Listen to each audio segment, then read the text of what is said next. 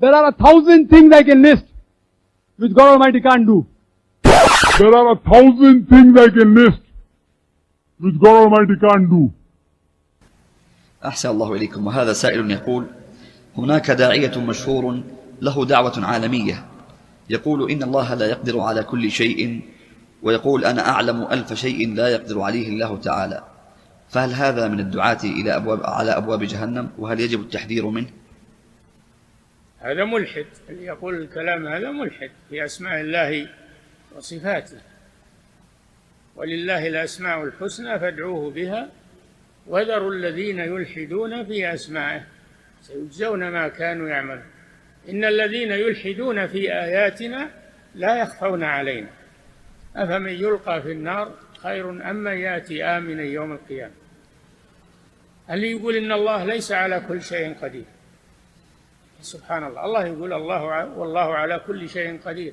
كم آية فيها الله على كل شيء قدير، إن الله كان على كل شيء قديرا. كم آية؟ ما حدد الله القدرة الإلهية، قدرة مطلقة على كل شيء، كل شيء قدير، بكل شيء عليم، ما حدد سبحانه وتعالى. وأنت تحدد تقول لا، هناك أشياء ما يعلمها الله وأنا أعلمها، هذا من الإلحاد في أسماء الله وصفاته. وما كل داعية يكون على حق. اسمعوا كلام الرسول: دعاة على أبواب جهنم. ما كل داعية يكون على حق. نعم. میں نے پچھلی دفعہ بھی عرض کیا تھا کہ شرک is the most sensitive issue in the sight of اللہ. اللہ کے حضور سب سے زیادہ حساس معاملہ شرک کا ہے، اور یہی وجہ ہے کہ یہ گناہ معاف نہیں ہوگا. اور کوئی شخص یہ سٹیٹمنٹ بھی نہیں دے سکتا کہ اگر اللہ چاہے تو شرک معاف کر سکتا ہے. یہ بھی کفری عقیدہ ہے، کیونکہ یہ محال ہے.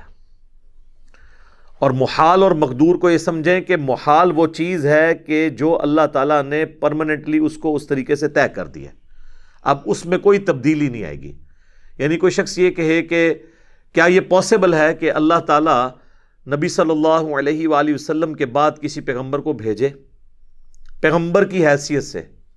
ایک تو امتی والا ہمارا عقیدہ ہے نا سیدنا عیسیٰ علیہ السلام کے لیے، وہ تو فالو کریں گے اللہ کے محبوب صلی اللہ علیہ وآلہ وسلم کو. جو صحیح مسلم میں حدیث موجود ہے 394 نمبر، بخاری مسلم دونوں میں ہے کہ عیسیٰ ابن مریم تم میں ضرور اتریں گے اور ایک عادل حکمران کی حیثیت سے صلیب کو توڑ دیں گے، خنزیر کو قتل کر دیں گے، جزیہ موقوف کر دیں گے، یعنی جزیہ دینے والا ہی کوئی نہیں ہوگا، یعنی لوگ اسلام قبول کر لیں گے. البتہ جو مسلم کے الفاظ ہیں نا 394 نمبر جو حدیث ہے، اس میں وہ راوی حدیث کہتا ہے کہ وہ تمہیں تمہارے رب کی کتاب اور تمہارے نبی کی سنت کے مطابق چلائیں گے. یعنی وہ یہ بتانا چاہ رہے ہیں کہ وہ کوئی نئی شریعت لے کر نہیں آئیں گے. بس یہ ایک ایکسیپشن ہے.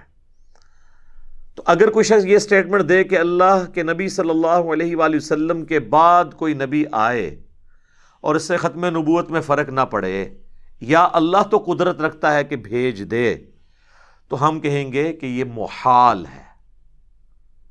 اس میں اللہ کی قدرت کا نقص نہیں ہے، بلکہ یہ اللہ تعالیٰ کے کلمات کو بدلنے والی بات ہے.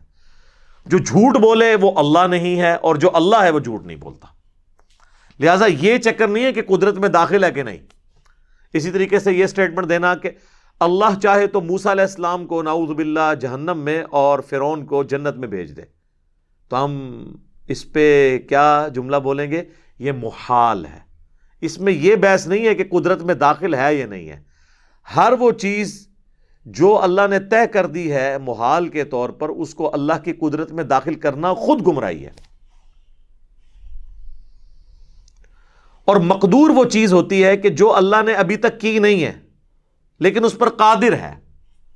مثلا اگر کوئی شخص کہے کہ اللہ تعالیٰ کیا ایسی سیڑھی بنا سکتا ہے کہ ہم زمین سے آسمان تک پہنچ جائیں، تو ہم کہیں گے ہمارے علم میں کوئی ایسی سیڑھی نہیں ہے، لیکن ہاں اللہ کو قدرت حاصل ہے. اللہ چاہے تو سوئی کے ناکے میں سے اونٹ گزار سکتا ہے. فزیکل ورلڈ میں تو یہ امپاسبل ہے ہمارے لیے، ہاں اللہ گزار سکتا ہے. لیکن کبھی گزارا ایسی کوئی بات رپورٹ نہیں ہوئی، تو ہم یہ کہیں گے یہ چیزیں اگرچہ ہوئی نہیں ہیں لیکن یہ ہے مقدور، قدرت میں یہ پاسبلٹی موجود ہے. لیکن جس چیز کی پاسبلٹی قدرت میں داخل آپ نہیں کر سکتے، اب ظاہر ہے اگر یہ بھی اسٹیٹمنٹ آپ دے دیں گے کہ اللہ کو قدرت نہیں ہے تو وہ آپ پہ لوگ فتویٰ لگانا شروع کر دیں گے ان اللہ علی کل شیء قدیر کے حوالے سے، حالانکہ ان کو نہیں پتا یہ باقاعدہ علم الکلام کی بحثیں ہیں پوری. ان اللہ علی کل شیء قدیر کا مطلب قطعاً یہ نہیں ہے جو عوام الناس لیتی ہے. اس لیے آپ کو پتا ہے غیر مسلم نے آج سے کئی سال پہلے ڈاکٹر ذاکر نائک سے اسی حوالے سے سوال کیا تھا، تو اس نے کہا کہ ہمارا قطعاً مسلمانوں کا یہ عقیدہ نہیں ہے کہ اللہ تعالیٰ ہر چیز کر سکتا ہے، بلکہ وہ چیز کر سکتا ہے جو اس کی قدرت میں داخل ہے، اور جو اس نے خود اپنے لیے مقرر کی ہے کہ یہ چیزیں محال ہیں وہ ہم اس کی قدرت میں داخل بھی نہیں کریں گے. اب یہ پیورلی ایک علمی بحث تھی. اب سعودی عرب کے جو ایک شیخ ہیں شیخ صالح فوزان یا فوزن کیا نام ہے ان کا، ان کو کسی نے سوال کر دیا کہ ایک انٹرنیشنل سپیکر ہیں نام لیے بغیر، اور وہ یہ کہتے ہیں کہ اللہ تعالیٰ ہر چیز پہ قادر ہے، یہ ہمارا عقیدہ نہیں ہے، اور بس اسی سٹیٹمنٹ کے اوپر انہوں نے کہا یہ بندہ کافر ہے. حالانکہ ان علماء کے پاس کوئی فقہ ہوتی تو یہ سوچتے کہ اگر ایک انٹرنیشنل سپیکر ہے جو لوگوں کو اسلام کی دعوت دیتا ہے، اس کو کسی ہلکے کتے نے کاٹ لیا ہے کہ اس نے یہ کہنا ہے کہ اللہ تعالیٰ ہر چیز پر قادر نہیں ہے، تو یہ مجھے آگے کوئی سوال کرے تو میں فوراً کہوں گا کہ یار وہ جو بات کی ہوگی وہ محال اور مقدور کی کانٹیکسٹ میں ہو رہی ہوگی. انہوں نے پکڑ کے سیدھا سیدھا فتویٰ لگا دیا. میں نے پھر اس عرب کے مولانا کے اوپر گرفت کی، وہ آلموسٹ آپ سمجھ لیں بڑے لیول کے مفتی ہیں عربی، تو وہ پھر اہل حدیث میرے خلاف ہو گئے، جی اتنے بڑے شیخ ہیں ان کے بارے میں آپ نے بات کر دی. اس شیخ نے ایک مسلمان پہ کفر کا فتویٰ لگا کر خود اس کی طرف کفر لوٹا، اس کے ایمان کی فکر نہیں ہے، اس کا نکاح بھی ٹوٹ گیا، وہ توبہ کروائے اس سے توبہ کرانے کے بجائے میرے پیچھے پڑ گئے. اس طریقے سے اگر آپ کسی پہ کفر کا فتویٰ لگائیں گے کیٹاگوریکلی، تو بخاری مسلم کی حدیث ہے اگر کسی نے کسی مسلمان کو کہا اے کافر اور اے فاسق، تو دونوں میں سے ایک ہو گیا. اگر وہ کہنے والا درست تھا تو جسے کہہ رہا ہے کہ وہ ہو جائے گا، اور اگر کہنے والا غلط تھا تو پھر کفر اس کی طرف لوٹ آئے گا. تو یہ محال اور مقدور کی چیزیں علم میں ہونی چاہیے. اکثر اس قسم کے سوالات ہوتے رہتے ہیں کہ جی کیا اللہ تعالیٰ ایسا پتھر بنا سکتا ہے جسے خود نہ اٹھا سکے؟ تو ہم اس کے جواب میں کیا جواب دیں؟ اگر آپ یہ کہیں گے کہ ہاں بنا سکتا ہے تو دوسری قدرت کی نفی ہوگی کہ اسے اٹھا نہیں سکتا. ٹھیک ہے، کتنے ٹرکی سوال ہیں. ایک طرف اٹھانے کی نفی ہوگی اور ایک طرف جو ہے وہ قدرت کے حوالے سے نقص آ جائے گا کہ اچھا پھر تو بنا ہی نہیں سکتا ایسا پتھر، اور اگر بنائے گا اور خود نہیں اٹھا سکتا تو دوسری قدرت کی نفی ہو جائے گی، اور اگر نہ بنا سکے تو بنانے کی قدرت کی نفی ہو جائے گی. تو ان سارے سوالات کے جواب میں ہم کہتے ہیں محال، یہ محال ہے، یہ مقدور چیزیں نہیں ہیں. تو یہ محال اور مقدور کے اعتبار سے کئی ایک چیزیں یہ اس وقت اوائل اسلام میں آ گئیں جب علم الکلام کی چیزیں جو ہیں فلاسفہ کا نالج عربی زبان میں ٹرانسلیٹ ہوا بنو عباس کے دور کے اندر، تو پھر اللہ تعالیٰ کی ذات اور صفات کے حوالے سے بھی یہ ساری بحثیں شروع ہو گئیں. اور اسی وقت پھر اسماء و صفات کے حوالے سے مسلمانوں نے کتابیں لکھنی شروع کیں.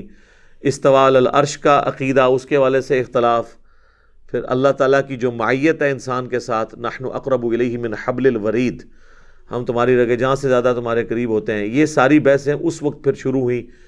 تو جو ایک ایکسٹریم پہ چلے گئے ان کو جہمیہ کہنا شروع کر دیا، دوسرے ایکسٹریم والوں کو مجسمہ کہنا شروع کر دیا، اور وہ بحثیں آج تک چل رہی ہیں.